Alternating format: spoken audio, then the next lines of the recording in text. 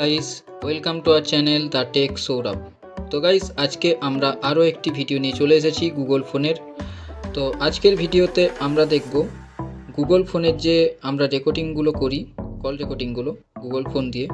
তো সেই রেকর্ডিংগুলো আমাদের যেহেতু ফাইল ম্যানেজারে সেভ হয় না, সেই ফাইল ম্যানেজারে সেভ না হওয়ার ফলে আমরা রেকর্ডিংগুলিকে ডিলিট করতে পারি না। তো সেই রেকর্ডিংগুলিকে আমরা কিভাবে ডিলিট করব, সেই বিষয়টি আজকের ভিডিওতে আমরা আপনাদেরকে দেখাতে চলেছি। আশা করি আপনাদের ভিডিওটি ভালো লাগবে। ভিডিওটি ভালো লাগলে অবশ্যই একটি লাইক করে দেবেন এবং চ্যানেলে নতুন হয়ে থাকলে চ্যানেলটিকে সাবস্ক্রাইব করতে ভুলবেন না। আর ভিডিওর বিষয়ে কোনো প্রশ্ন থাকলে কমেন্ট বক্সে করে রাখতে ভুলবেন না। তো তাছাড়া আমাদেরকে যদি আপনারা ফলো করতে চান, ফেসবুক, হোয়াটসঅ্যাপ, তার লিঙ্ক অ্যাবাউট পেজে দেওয়া আছে, সেখান থেকে আপনারা আমায় ফলো করতে পারেন।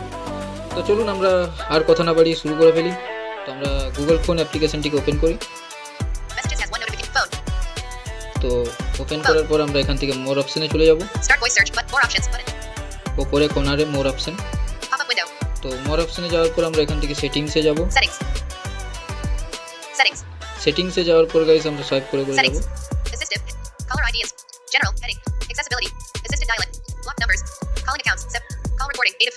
তো কল রেকর্ডিং এই অপশনে আমরা চলে যাব। তো কল রেকর্ডিং অপশনে যাওয়ার পর আমরা সোয়াইপ করব delete recording never, delete all recording now. তো ডিসেবল আছে যেহেতু, কারণ আমার এখানে একটাও কিন্তু রেকর্ডিং নেই।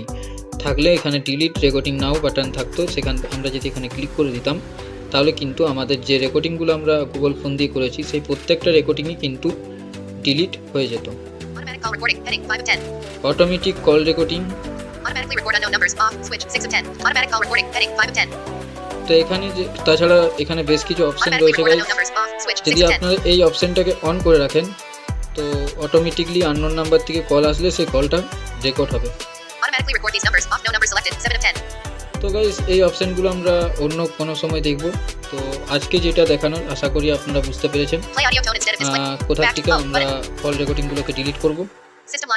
তো আশা করি আপনাদের এই ভিডিওটি ভালো লাগবে এবং এই ভিডিওটি আপনারা খুব ভালোভাবেই এনজয় করছেন। তো যাই হোক, আশা করি ভালো লাগলো।